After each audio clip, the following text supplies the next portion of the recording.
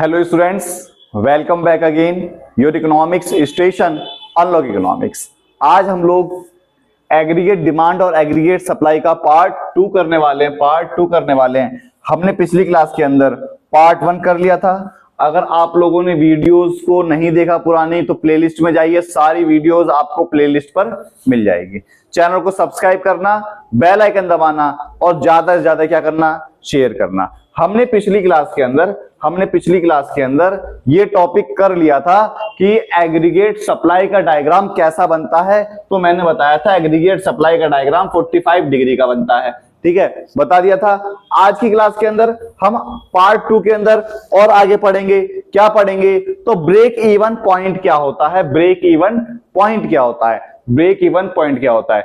It is the point where income is equal to consumption. जहां पर income और consumption मतलब Y बराबर C, जहां पर Y बराबर C हो जाए वो हमारा ब्रेक इवन पॉइंट कहलाता है। जहां पर Y बराबर हमारा C हो जाए वो हमारा क्या कहलाता है? ब्रेक इवन पॉइंट कहलाता है। ये देखो हमारी C की लाइन जा रही है, ये हमारी Y की लाइन जा रही है। यहां पर C और Y आपस में बराबर है, इसे बोलते हैं हम ब्रेक इवन पॉइंट बोलते हैं। जब हमारा C बराबर Y हो जाता है, इस टाइम पर हमारा कंजप्शन सेविंग, जो हमारा सेविंग है वो हमारी सेविंग क्या हो जाती है? जीरो हो जाती है। इस पॉइंट के बाद हमारी सेविंग होनी चालू हो जाती है और इस पॉइंट से पहले हमारी सेविंग माइनस में होती है, ठीक है।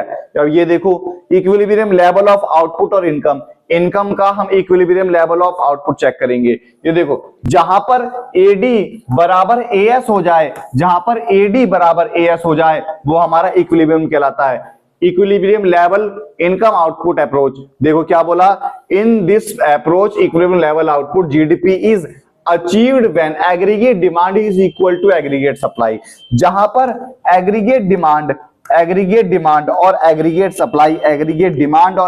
सप्लाई आपस में बराबर हो जाए वहां पर हमारा इक्विलिब्रियम कहलाता है। ये देखो Y और C इन दोनों को जोड़ते हैं तो हमारा AD निकल कर आता है।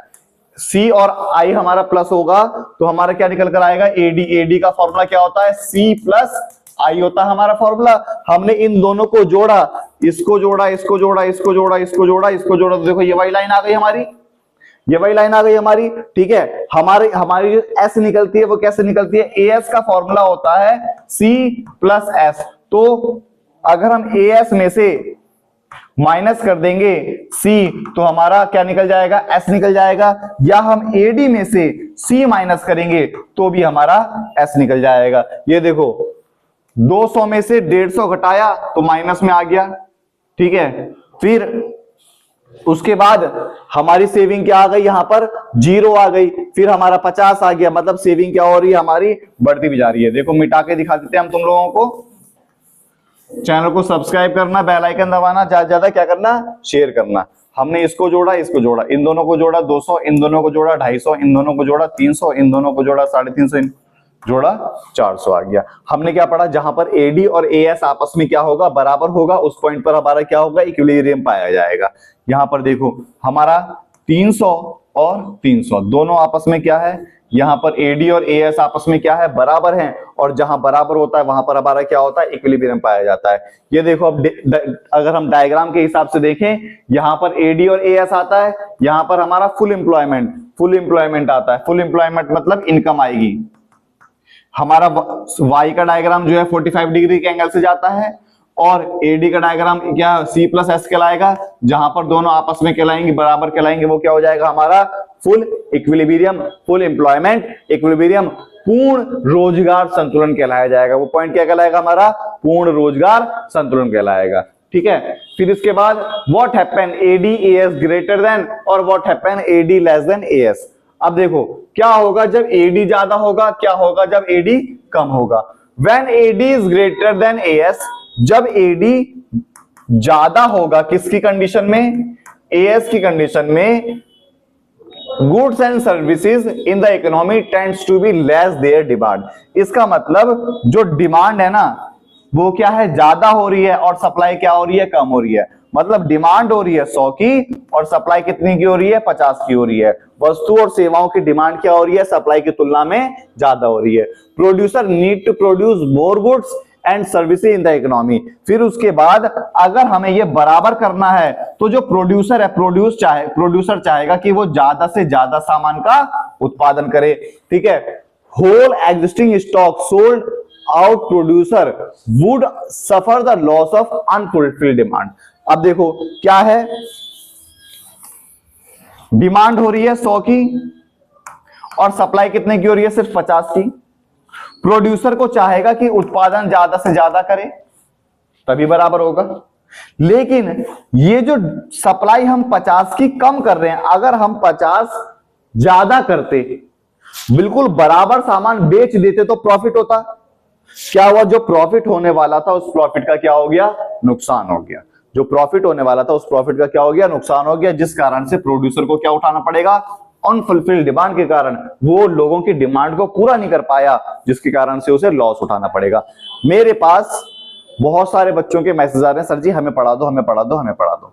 मैं उन्हें नहीं पढ़ा पा रहा, मैं उनकी डिमांड को पूरी नहीं कर पा रहा। डिमांड पूरी नहीं कर पाने के कारण मुझे लॉस होगा ना। अगर मैं डिमांड पूरी कर दूंगा तो मुझे फायदा होगा, वही क्या है, लॉस है।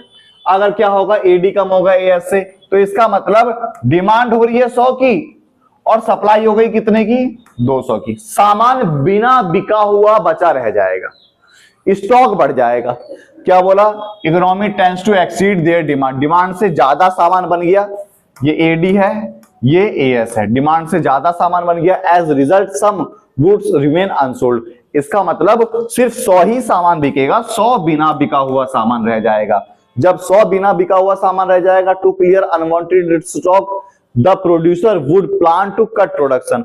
अब क्या करेगा, वो उत्पादन कम करेगा, तब तक कम करेगा, जब तक कम करेगा जब तक ये दोनों आपस में क्या हो जाए, बराबर ना हो जाए।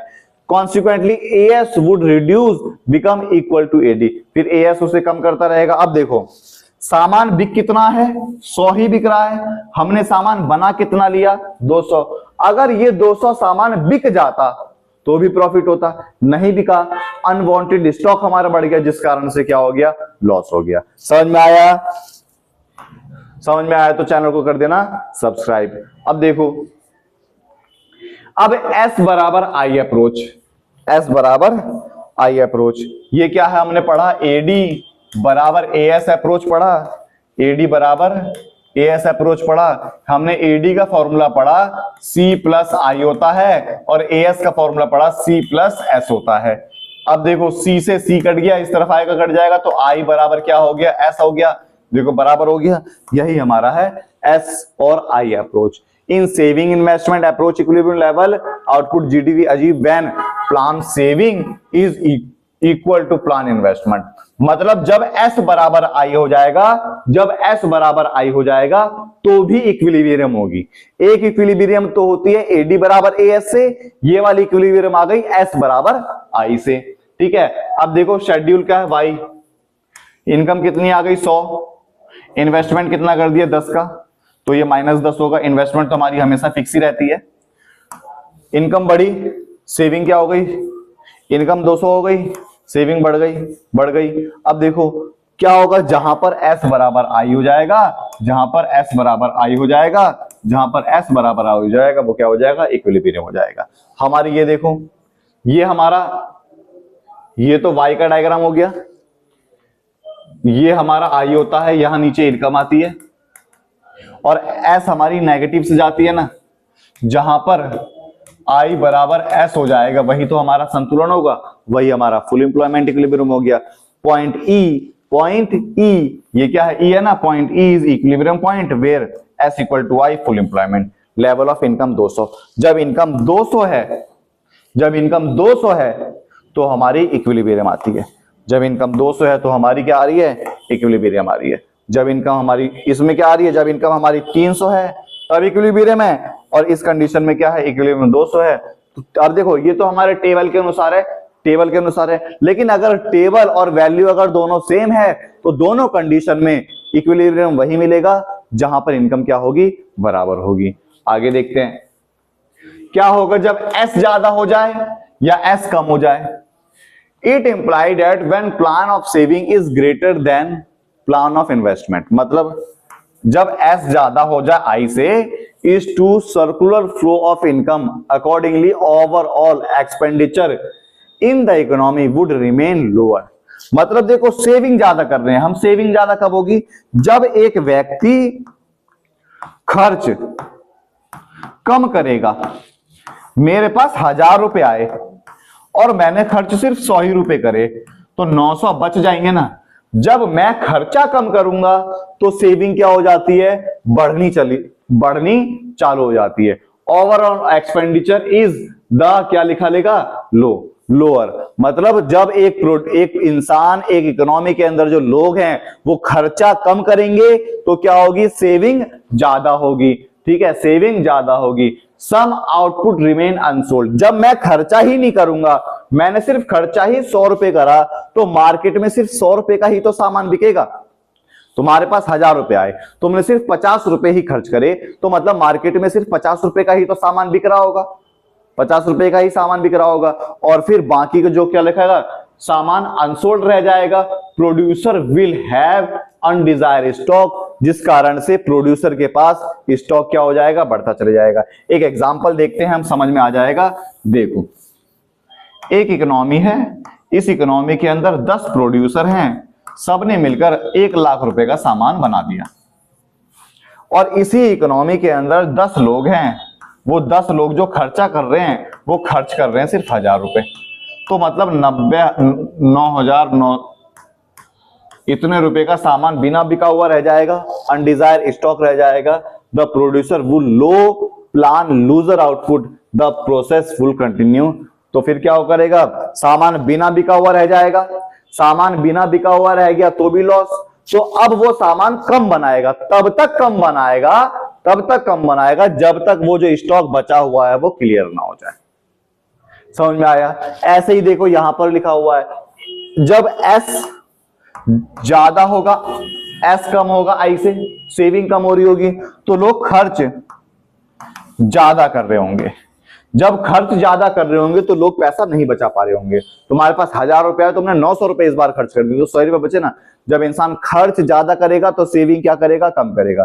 जब इंसान खर्च ज्यादा करेगा तो मार्केट में डिमांड क्या हो जाएगी? ज्यादा हो जाएगी। मार्केट में डिमांड क्या हो जाएगी? ज्यादा हो जाएगी। जब मार्केट में डिमांड ज्यादा हो जाएगी तो शॉर्टेज आ जाएगी, क्योंकि सामान नहीं होगा मार्केट के अंदर।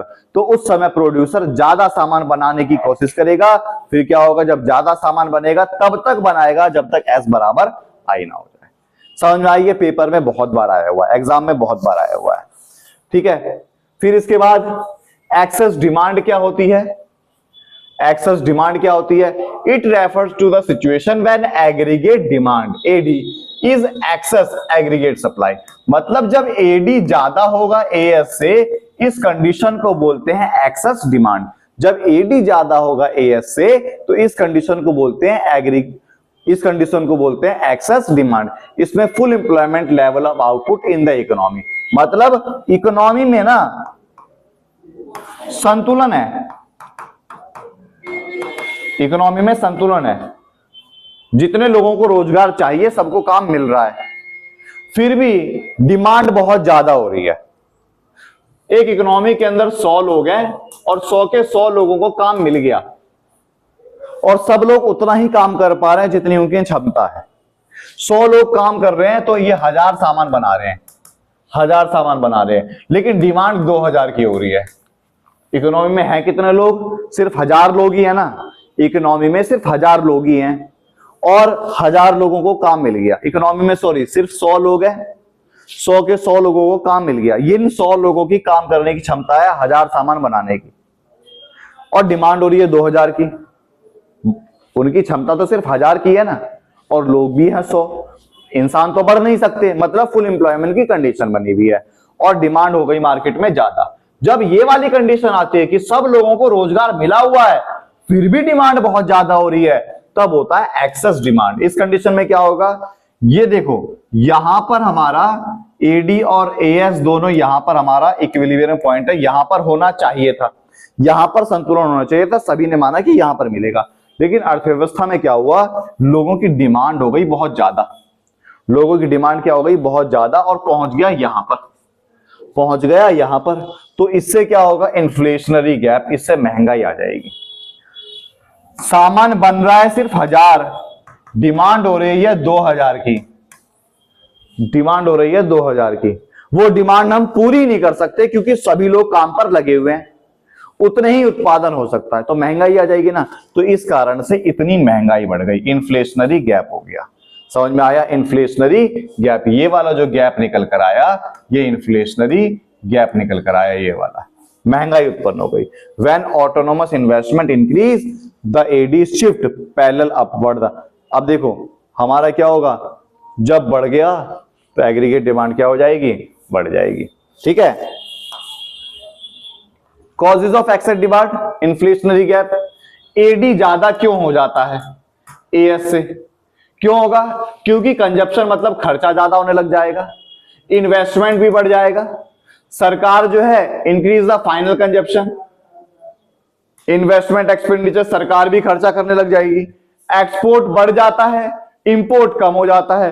टैक्स रेट सरकार ने क्या कर दिए, कम कर दिए। तो इन कारणों से डिमांड बढ़ जाती है। डिमांड किन किन कारणों से बढ़ेगी, हमारे एडी के जो फॉर्मूले होते हैं C + I + G + X - M, ये होता है।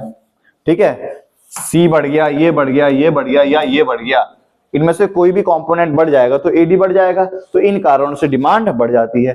ठीक है, डेफिसिट डिमांड क्या होती है, डेफिसिट डिमांड होती है 100 लोग हैं, 100 के 100 लोगों को काम मिला हुआ है, 100 लोग हैं, 100 के 100 लोगों को काम मिला हुआ है। ठीक है, इसमें देखो और बता देता हूं, एक्सेस डिमांड के अंदर एक तो महंगाई आ गई, फिर और क्या होगा, wage price spiral, wage price spiral. मैं एक दिन में 10 घंटे ही पढ़ा सकता हूं, लेकिन फिर भी मेरी डिमांड जो हो रही है ना वो बहुत ज्यादा हो रही है, तो मैं किसी के पास जाने के लिए किसी का ट्यूशन छोड़ूंगा, किसी के यहां पढ़ाना बंद करूंगा, तब किसी के पास जाऊंगा। जब वो मुझे पैसे ज्यादा देगा तभी तो मैं किसी के पास छोड़कर जाऊंगा। मेरी खुद की प्राइस भी क्या हो जाएगी, बढ़ जाएगी। समझ में आया। जीडीपी स्टैटिक, इस कंडीशन में जीडीपी बढ़ नहीं सकती, क्यों, प्रोडक्शन तो उतना ही होगा। समझ में आया। फिर इसकी हम बात करें, 100 लोग हैं, 100 के 100 लोग काम कर रहे हैं, 1000 सामान बना रहे हैं और बिक रहा है सिर्फ 500। मतलब मार्केट में डिमांड जो है ना एडी कम हो रही है। जब एडी कम होगी, प्लान यहां होना चाहिए था, होना यहां चाहिए था, पहुंच गया यहां पर इक्विलिब्रियम होना चाहिए था, लेकिन हो गया यहां पर। इससे क्या होगा, इतना सामान कम बिकेगा।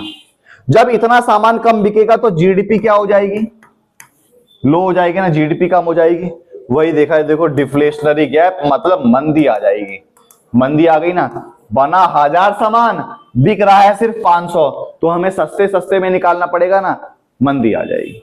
ये क्या आ गया, डेफिशिएंट डिमांड आ गया। ठीक है, हम एक क्लास लगाएंगे, इसमें एक क्लास लगाएंगे प्रैक्टिकल क्वेश्चन के, जिसमें आप लोगों को अच्छे से अच्छे सारे प्रैक्टिकल क्वेश्चन समझाएंगे जो अभी तक एग्जाम में आए हुए हैं। चैनल को सब्सक्राइब करना पड़ेगा इसके लिए।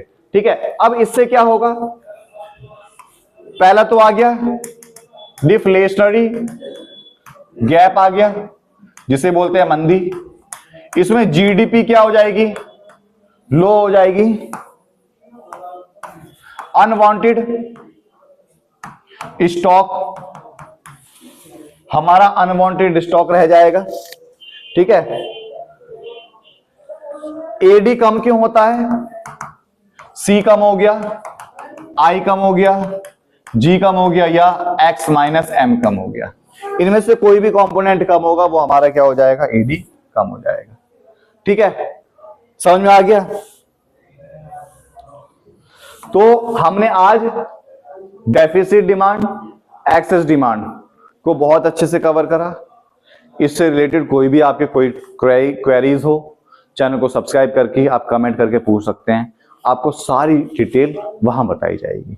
कोई भी चीज पूछनी है, नोट्स चाहिए 9582950880, इस नंबर पर कांटेक्ट करें, आपको नोट्स भी मिल जाएंगे। जय हिंद, जय भारत।